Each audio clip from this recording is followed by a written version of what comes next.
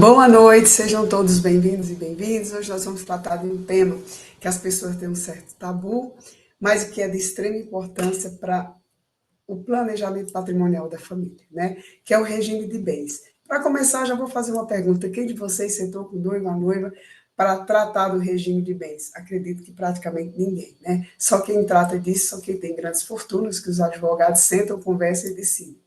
Mas pessoas comuns como eu, como você, dificilmente trata destes temas, né? Preocupa com um monte de coisa, deixa o governo decidir. E aí o governo decide qual é o regime que vai ser adotado. E aí lá na frente, às vezes você se arrepende de não ter feito essa conversa, de não ter feito essa opção, tá bom? Então, meu nome é Isabel Guerra, eu sou advogada há quase 3 décadas e nos últimos 5 anos eu tenho me dedicado ao tripé: pessoas, relações e patrimônio. O tripé, ele só se sustenta se os 3 pés estiverem em harmonia e equilibrado. Um desequilibra, todo o sistema cai. Então, é importante que exista um equilíbrio e harmonia entre as pessoas que construíram o patrimônio e como elas se relacionam. Eu vou compartilhar com vocês algumas telas, espero que eu consiga, porque tecnologia não é minha ferramenta, eu não sou tão expert, eu tenho expertise, mas eu vou tentar para demonstrar para vocês quais são os regimes e quanto isso pode impactar no patrimônio, ok? Vamos lá.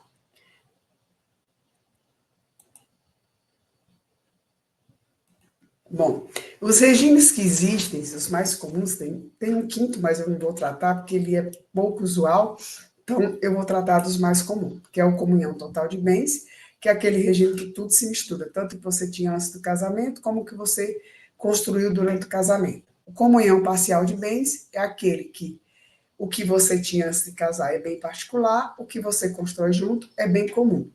Na separação total de bens, não tem bem comum. Cada um tem os seus bens. Tá?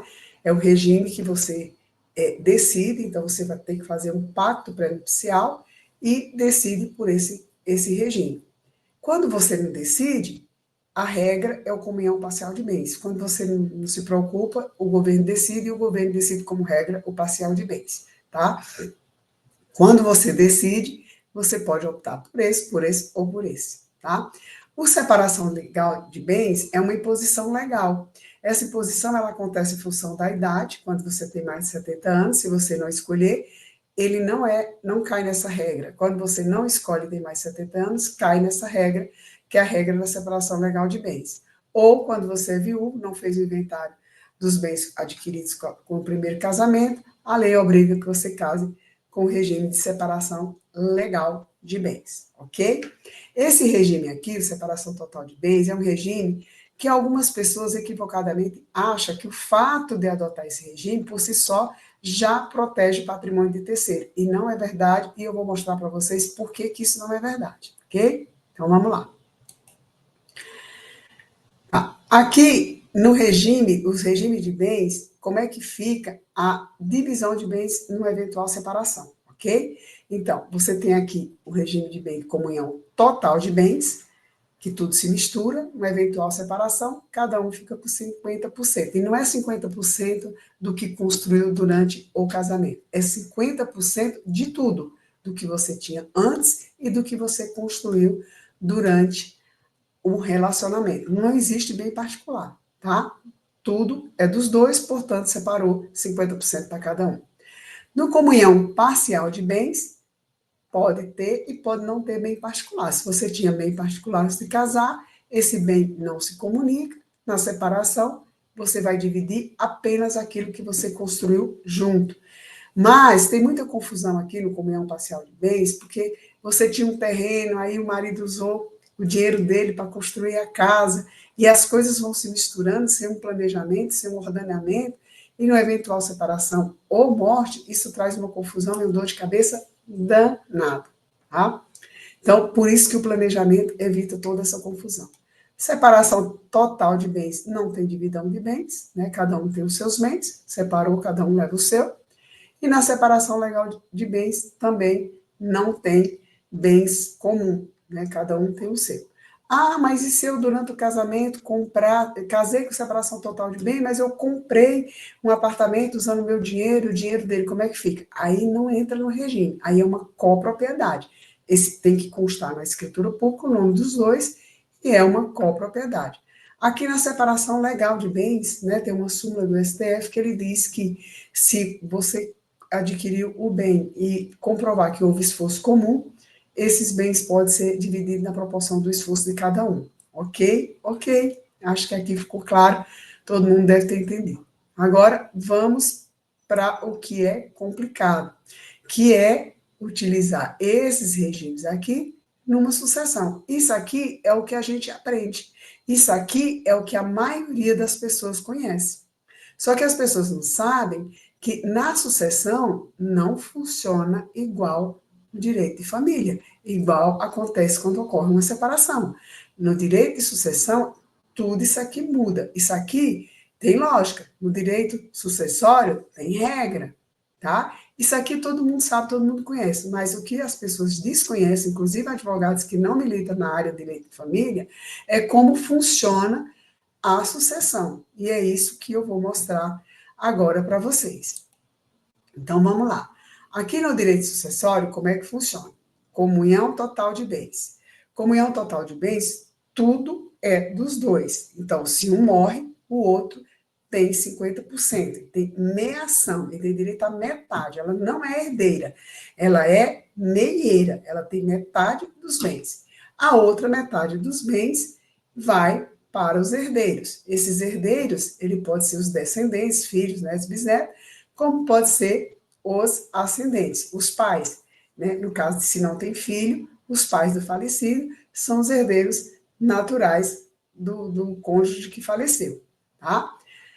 Na comunhão parcial de bens, tudo que foi construído durante a constância do casamento é considerado bem comum. Então, morreu a mulher, ela tem meação, metade é dela.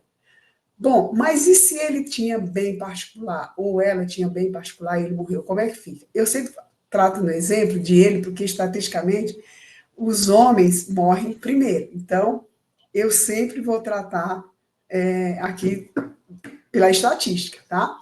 Então, vamos supor que antes de casar, o cônjuge tinha um apartamento. Durante o casamento, eles compraram juntos uma casa.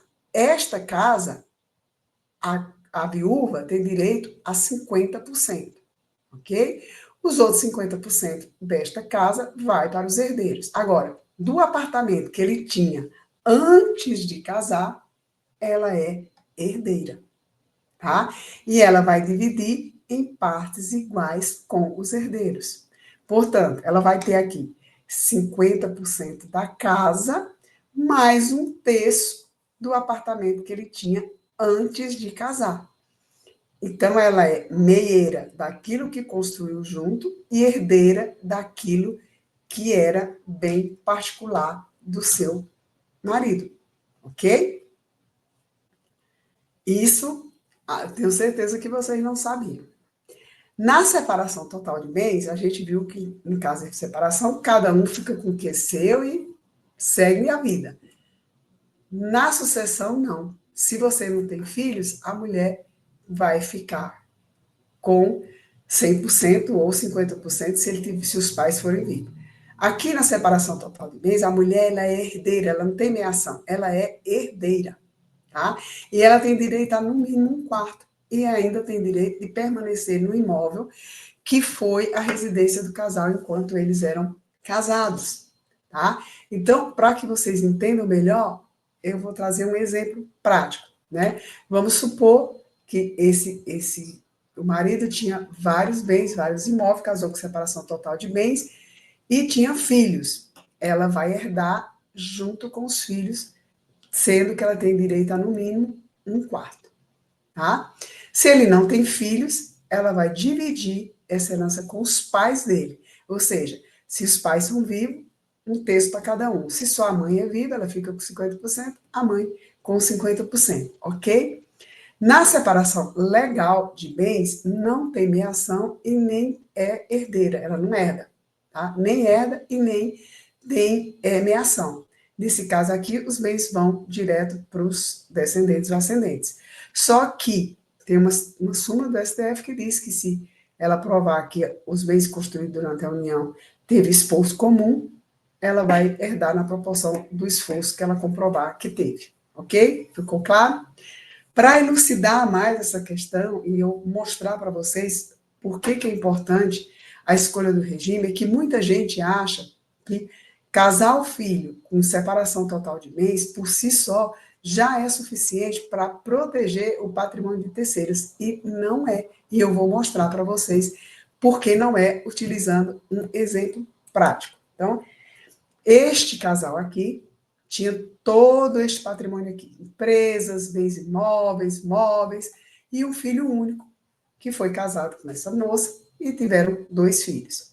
Esses pais aqui, né, preocupados, né, que já estavam idosos e queriam já que o filho tomasse conta do que era dele por direito, doaram em vida todo este patrimônio para o filho. E quando ele foi casar, exigiram como condição que ele casasse com um regime de separação total de bens, que, no entender dos pais, estaria protegendo esse patrimônio. O que a gente sabe que agora nós vamos saber, vocês vão saber, eu sei, agora vocês vão saber, que não é bem assim. Por quê?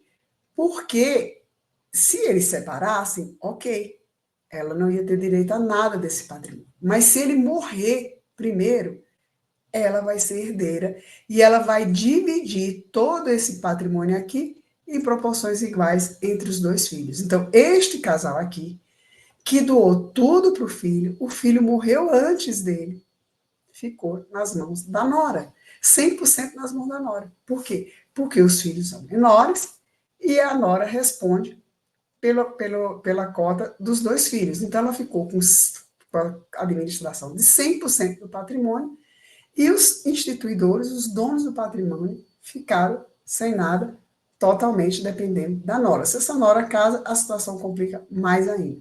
Por isso que quando eu falo em planejamento patrimonial, e a doação em vida é uma das formas de planejamento patrimonial, eu sou contra.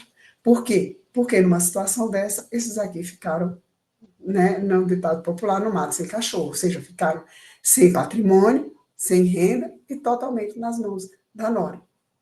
Então, a escolha do regime de bens que você vai adotar, ela tem um impacto muito importante no patrimônio, tanto na divisão, no caso de separação, quanto na sucessão.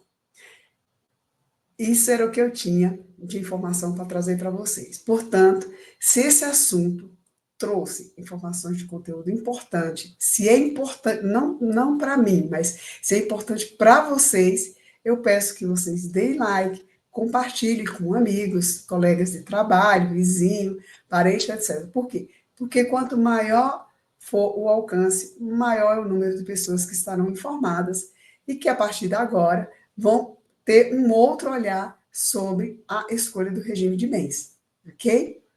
Eu agradeço a presença de vocês, quem assistiu ao vivo, quem não pôde assistir ao vivo, compartilhe, dê like, acesse as minhas redes sociais, eu estou sempre aqui trazendo informações de conteúdos importantes e que nem todas as pessoas têm acesso, porque não há uma divulgação, até porque são assuntos que a gente só trata no escritório, quando o cliente nos procura. Eu agradeço e espero encontrá-los nas redes sociais. Se vocês quiserem fazer perguntas aqui no YouTube, dá like, compartilhar, eu vou responder, ok? Muito obrigada.